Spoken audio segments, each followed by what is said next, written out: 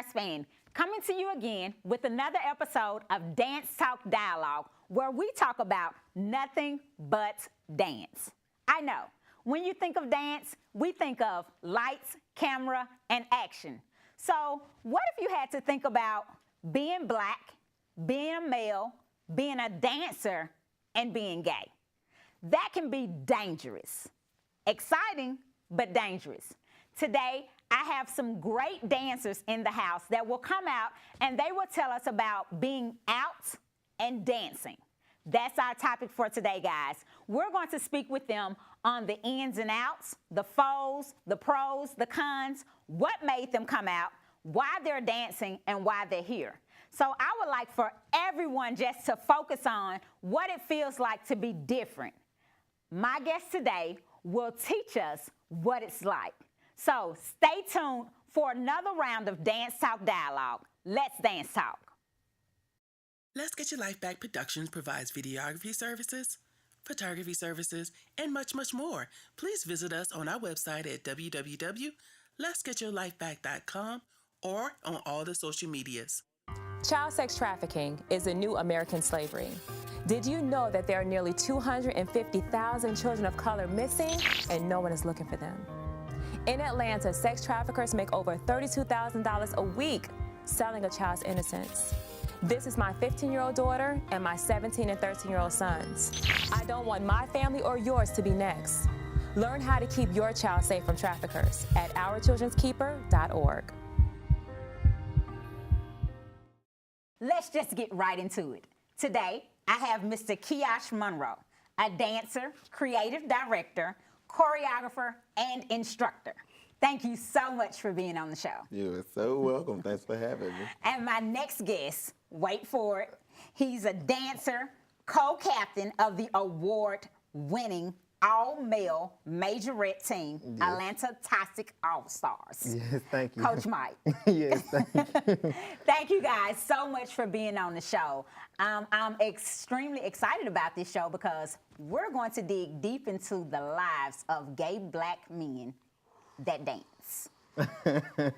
Yes. Let's do it. All right. So let's start with something simple. When and why? Why are you dancing? What started you out? What started me out was watching music videos on BET and MTV, and anytime I woke up in the morning, the TV was always running. So it was either Missy Elliott or who is that? Usher. You got Aaliyah. So I literally learned how to dance from watching music videos, and ever since then, I had no idea you could. I'm from the hood. Okay. I'm from Dallas, Texas. I had no idea that you could even go to school to dance or be a choreographer. I was just this kid that had a talent that stayed in the hood, and that's what got me out of it. And that's just how I started. Okay. Coach Mike, what started you out on dancing? I started here in Atlanta, Georgia at Frederick Douglass High School. I was a hip-hop dancer first. Okay. A lot of people don't know that. I started off doing hip-hop, but after hip-hop, I transitioned over, after working for Sound Good Music Entertainment, I transitioned over to majorette. I was trained by a former Jackson State twirler, and I've been dancing majorette ever since, but I could say it dates back all the way to when I was 3 years old. So I've been dancing all my life. Okay, so the question everyone wants to know, because you are a gay black male dancing, do people automatically assume that you dance like a female? How does that work for you? Like, what is the vibe that you get from different people? For me, it works well. It works in my favor. What I've learned is through dance that you have to be versatile. And being a male dancer, I've learned that being able to dance masculine through hip hop and also being able to dance feminine has been able to give me more opportunities to be able to teach and choreograph all over the world. I think that it's often perceived that we know more than what a lot of people think we know just because we are a gay male. A lot of women come to me and think that I automatically am supposed to know everything, which we don't, but yeah, I enjoy it. Okay. Mr. Kiosh, what has been the hardest time for you? Actually, I honestly don't feel like I've had a hard time as far as society goes. If I had a hard time, it was because I was in my own head. And once I got comfortable with myself, I knew that there was nothing I couldn't do. Although my upbringing was very straight. Gotcha. Okay, I didn't experience nothing gay until I was 18. Period. Right. So my upbringing is very. I played football my whole life, ran this, done that, but automatically they assume that you are gay if you in the dance period. But I Yes. do hip hop, ballet, modern jazz. It doesn't matter. But like he said, being versatile is very important. Sometimes I can, queen out all day. Then I can be hard but I mean it's just the way it is. I don't think I had like a hard time. I've always been accepted, and that just is what it is. Coach Mike, have you had any hard times that you'd like to tell us about? I haven't had any hard times doing Step Up, the series. It was different. We were mostly everyone we filmed for were heterosexual, and a lot of them did not know what J setting was. Our male majorette dancers even looked like how we looked dancing. So to dance in front of a crowd of people that were just actors that didn't know what was going on, but they were supposed to be hyping us up, and they've never seen no guys in crop tops and tights dancing. So it was a little awkward for them and a little awkward for us as well. But all in all, people, I mean, they were very understanding and accepting to it. Okay. Tell me about the first time that it was confirmed that dance was what you wanted to do. Ooh. Go all the way back. I know. I know. Go all the way back to the fat kid with his hoodie on and his sweats on, kind of like today, but I'm just not fat no more. I danced in the room, loudspeaker, closed doors, just one mirror standing in front of me. I stayed in that one spot all the time. I just don't know. Like I said, music videos, I never had a specific moment, but I just always had that passion to dance and do, and I was great at picking up choreography. There was this drill team across, they were called the Blue Warriors. They were in Mesquite, Texas, and I would look out of my window. We had a two-story. I would look out of my window and see them over there rehearsing, and I learned their whole routine one day, and I went across the street. They were performing. I went over there and just started doing the whole thing. So, I mean, just the joy that I got from it just let me know that that's just what I was supposed to be doing, and I was able to affect people and, touch them. I actually started with momming in church, actually. That's what it was. That's what it was. There you go. I was 10. Yeah. 10. So at 10, we knew we wanted to dance or some form, some art in dance. Yes. That's wonderful. I've always wanted to dance. I can't really date a specific time, but as far as majorette, what I'm specified to choreograph what I've been professionally trained in, I will say I was actually, the underground LGBT community have J-set teams. They perform in the club. And you have some coaches and directors that are over teams, and they do dance like many All-Stars. One, he used to dance with a team in Nashville, Tennessee called, I can't remember right now, it was so long ago, but we used to call them Nashville. But I learned through him and other people that it's just not about bucking. You have to really feel it. And watching people like LaKendrick Davis, him, and other people that were doing it in the club, that's what made me want to do majorette. So I wanted training outside of the club, so I went to Dexter Brown, who used to twirl for Jackson State University, and I've been dancing ever since. So majorette is where I found my love. Hip hop is where I started, but I didn't know if I wanted to even be a teacher until I saw majorette style dancing. So that was for me. So, on a personal note, what I would like to know is tell me a little bit more about the dancing in you all's world in the clubs. Okay, so what is that like?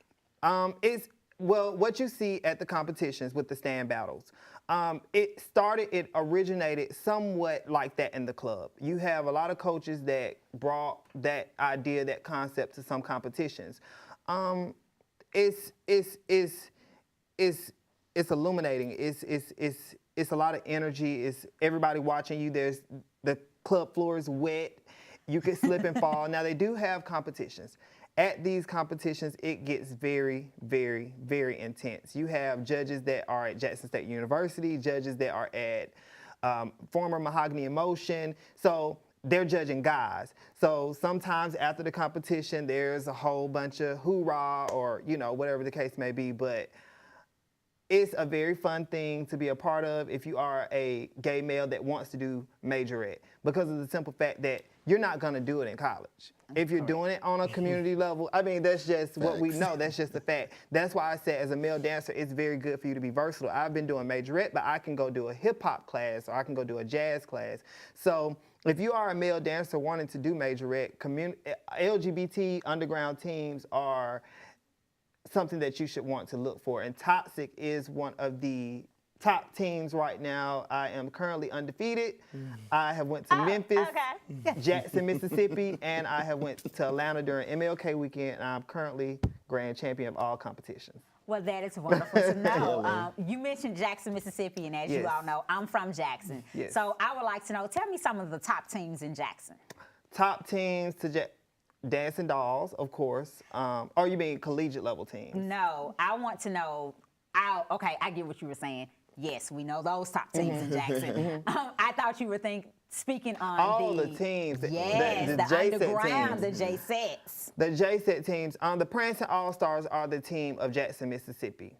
Okay, and I have not heard of them. I'm going to have to look them up. Yes, the Prancing All-Stars. Have you ever seen Coach Dre? Andre Terminates? I absolutely know He who that is the current captain of that team, so I'm looking forward to seeing him on the floor because I beat his team in Jackson before he was the captain. So I'm looking forward to seeing him on the floor. Yes, I'm looking forward to seeing him on the floor again. Well, no, actually for the first time. So what'll have to happen is Dance Talk Dialogue is going to have to put one of those competitions together, because I would love to see all of you all on the floor. Yes. When you love to see it, I would love to see everyone on the floor. And the kids will be surprised who coach they'll see on the show. Absolutely. Absolutely. Are you a part of a team? I am not. I actually was brought up in the technical world, the ballet, the jazz, the modern. I do know a lot about the J-setting world, though, but I actually choreographed a little bit on Toxic before. They were just looking to expand their horizon, and I was able to come in and hit them with that wham, bam, kia, shabam. Oh, okay. Yeah. See, you went all mic'd up. I asked you to give me a little 8 count. You know, I can give you 16. But I was brought up in the technical world, so obviously hip-hop first, but never taken a class. I took my very first ballet class at 20 years old, and I am 25. But if you saw me, you'll be like, you had to be trained all your whole life because I eat. I'm just saying. So I'm just letting y'all know. So I eat greedy. In other words, you eat the choreography. I eat very full. I stay full.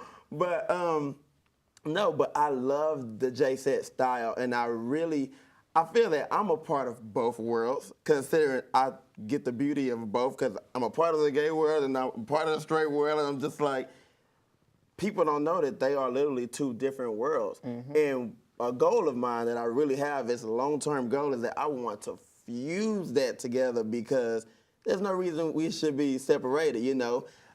Straight people dance, gay people dance, everybody dances, just different styles. But I love J-set style of movement, and I'm working on fusing that together. It's going to happen.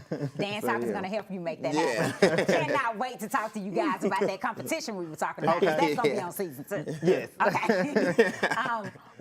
Tell me more about, we've talked about J-setting, and I know you said you have actually done hip-hop. Both of you all have done hip-hop classes, some jazz, some ballet. I was excited to hear you say you've done some ballet. That's very different, very different. You wouldn't expect that from the gay dancer, you know. All we look for is the 5, 6, 7, 8, you know. What I found in my world, and I've been dancing for a while, is honestly, to me, a gay black male dancer are some of the best dancers out there.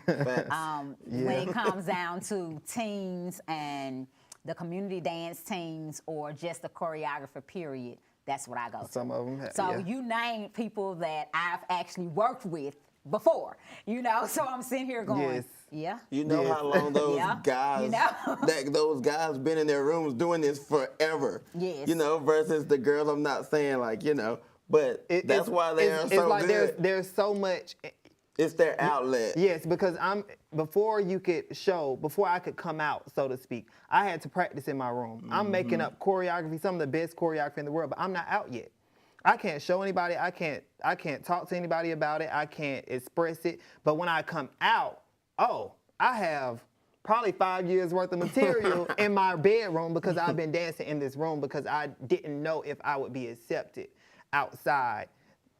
And now they can't take. And now they can't take. And now, you done had and all now that they love practice. it. And now they love it. So do you feel like you're accepted now? Definitely. Or does it even matter? It doesn't for me. That's the question. Because I was raised by my father. He always told me. I had lots of friends that were girls. I always hung with a lot of girls. That's just been my thing. I feel like guys always talked about me or said he was gay or blah, blah, blah. But I was still cool with both. But I was raised by my father. He always told me I was a man first. So no matter what, you're a man first. So I don't even care because my whole life they've been saying it. So it's like, I'm still gonna do it. I'm still give my life. I don't know how to explain that. It just is what it is. I haven't had a hard time or nothing, but I'm accepted. I'm a chameleon. Yeah, that part. I'm a chameleon. So I'm everywhere.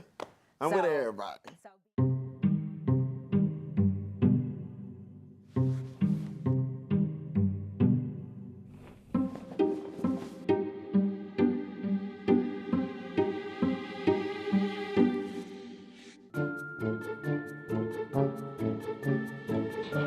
The smallest moments can have the biggest impact on a child's life. Ready or not, here I come. Take time to be a dad today. Daddy, I'm gonna find you.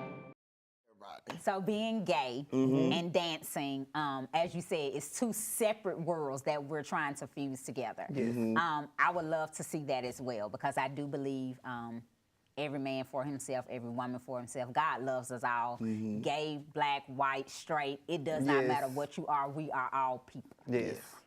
That's what I believe in. Now, when you hit that floor, I just need you to be able to dance. I don't care what So, you are. Exactly. So don't get Exactly. out there on that floor if you can't what? Dance. Eat. Yeah. Greedy. Exactly. Get That's full. what I'm talking about. That's what I'm talking about. So with that being said, I know on the flip side, you guys choreograph as well. So I have some artistic directors here. So tell me a little bit more about that life. Like, what is it like to get out there and actually choreograph these teams, take them to competitions, and win grand championships? What is that feeling? For me, it is one of the most awesome feelings in the world to see your team show what you visualize in your head. You've had it in your head all this time, and then when they get out there and they execute the moves properly, it's phenomenal. I would say I love babies more than I do seniors. So I think as a choreographer and as a coach of students, I think the babies just come with so much charisma, spunk. They come with life. Life. They're ready for They everything. are ready. It could I be. learned It that, doesn't yes. matter what it is. Oh, y'all got a new uniform. Yay! We got a new uniform. Seniors, y'all got a new uniform. What it look like? And so I've learned to just really love on the babies but I love them all. I love all the kids, but I'm more fun to teaching babies as a choreographer myself because they just come in every day with I'm ready versus the older kids. They're more like, oh, how am I feeling today? So we actually have some shows that's coming up that's going to be called Babies to Broadway. And we're actually doing some baby competitions that we're actually going to be on location, Dance Talk Dialogue. Okay. Ready. So you have any baby teams in mind that need to come out there and whip the floor? Let me know. I just judged this good team called Pristine Elite from Dallas, Texas. Yes, Okay. indeed. They are technical and they dance majorette. They can get Wow. down. They're technical and they book, and that's what lacks in a lot of these competitions. Like what we saw the other day. Well, it's actually, as I was speaking about last week, in the majorette world, there are no rules. And that's the the problem. thing. That's Yep. the problem. There are no rules in the majorette world. So some of the majorettes today don't understand the technique. There it's just bucking. Yes. And dance is not about, unfortunately, dance is not about bucking. So when I run across a team that can buck and they have technique, oh, you're killing the fruit for me. I'm loving it. Like, I'm just sitting there and, oh. 10s across the board. What? I'm just sitting there, and I know a lot of these competitions, some of these competitions run 8 and 10 hours all day long, and people are like, Miss Sham, how can you sit at these competitions for that long? Well, if you love dance, like I love dance, good dance. Not boring dance. Good dance. Good dance. Let me say that. If you love good dance, then you can just sit back and I'm just like overflowed. I'm like, okay, next, ready, waiting on it. Form and energy. Yes, absolutely. Okay, so I can remember a couple of years back, I actually did a show with the Prancing Elite Project. Okay.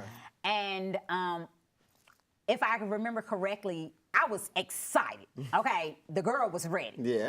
They had been, they were doing their show on Oxygen. Right. It actually was being filmed for Oxygen. If I'm not mistaken, it's season 1, episode 7 or something like that if you want to go back and check it.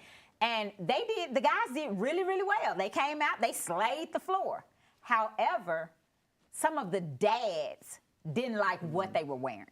Yeah. So I may have had about 500 people in-house. The audience got up and walked out. Now, personally, I felt disrespected. Right. For one, I invited them down all the way from Alabama, and you're going to get up and walk out on them? So I was a bit disrespected, and that was an eye-opener for me to see that, times have not changed the way that I would have thought they've changed at this point. So tell me, have you experienced anything like that where you've had people you're actually performing? Because these guys were coming down the aisles performing, and the audience got up and walked out. Wow. And I was baffled. I could not believe that. I had an experience where I was doing a captain and coaches battle with one of my students, and I wear jazz pants, dance jazz pants, so they're tight at the top, loose at the bottom, had the same top that they had on, which was like a tuxedo top. And in that performance, students were just walking and people were just walking. You could hear little rude things like, oh, they got a boy out there with them, So in those moments, you feel a little hesitant to perform or a little nervous because, people are judging you instantly. But what I've learned is to have pride in myself. And that's one thing about being a gay male. You have to have pride in yourself. You have to love yourself first, because there are a lot of people out there that don't care for you, do not love you at all. So I've learned as a choreographer, whatever style dance I do, love myself before I hit that floor. So no matter what the reaction is or what the response is, I feel okay with the performance. Okay, Kiyosh, have you ever had such an experience that you actually was baffled at the reaction of the crowd? No, like I said, Look at Kiyosh. You hadn't had many experiences as this gay black male. And you know why? I grew up in Dallas, Texas, but you know why I haven't had that? Because I always knew who I was. And you accepted it for that what part. It was. And absolutely. No matter what people said about me, even when I wasn't gay, I had all the girls. I mean, come on now, run the checklist, run the check. I had girlfriends down. I was prom king, this and that, blah, blah, blah. So, but the question was always, is he gay? It's not, oh, he is gay. You just didn't know. We saying it now because I'm sitting here telling you, so whoever watching this is going to be like, yeah, he gay. Okay. So, at the end of the day, I did not have that experience, but let me tell you what I did learn. Being gay is the only thing in the world that will truly let you know if people really fool with you or not. You can have drug addictions, you can have, different things going on in your life, and they'll still accept you, your families. Oh, he'll get better at this. Say that you gay, and you will find out right then who fooled with you or not. But facts. It's true. But what I do not like is the straight world. We got two different words here. I'm trying to blend them. I'm trying to blend them. The straight world try to, you see this rug right here? They try to sweep the gay world under the rug, but then turn around and use the gay community stuff. Yeah. But that's where I come in at, and I'm unsweep underable. Yeah, I just created New that word, word. new vocabulary word today. Unsweepable. Yes, you can't sweep me under the rug because I'm out and I'm open and I'm here and I'm way more talented than whoever got anything to say about me. So that's why I haven't had that problem because nobody could ever eat on the kid. All right. So, That's saying. wrapping up. So tell me what's going on with you all now. Like, do you have anything exciting news that you want to share with everyone? The Southeastern Regional Dance Line Competition, usually hosted by Corey Simmons and Linnell Goodwin. They usually give out $1,000 to the high school that wins. This is where when the high school dance lines come together and they compete.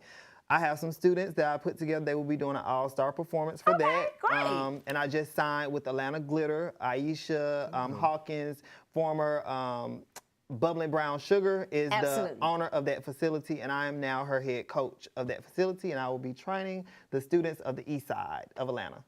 All right. So, Mr. Kiosh, what exciting news do you have to tell us? Well, what's today's date? From now until October, I will be on tour with a project-based dance company under the direction of Stephen Reynolds here in Atlanta. Yes. Yeah, and love him. Yeah. Yes. That's my dude. Nobody dances better than that man. Yes. But and I'm very grateful to have him, but I'll be on tour with him until October, so that's why I'm hitting that gym real hard so I can look right in my costume. Okay. Before somebody do walk out on me. Somebody, he ain't looking right. Let's just walk out on him. But yeah, that's about it. And other than that, still working on myself as a human, as a person, a spirit, everything. Well, it has been wonderful talking to you guys. Tell us, how can someone reach you? You can reach me via Facebook at Lorenz Browning, or either just type in Coach Lo or Coach Mike under that. Okay. You can reach me on all social media at Kiosh O'Neal. All right, Mr. Kiosh O'Neal and Coach Lo. Lo. Love it, love it. Okay, you guys, thank you so much for coming. Despite tremendous legal and social progress, being gay still remains vulnerable and challenging. I would like to ask the audience and everyone watching today to just think of that. Think of the one discrepancy you have on you if you were penalized for that all your life.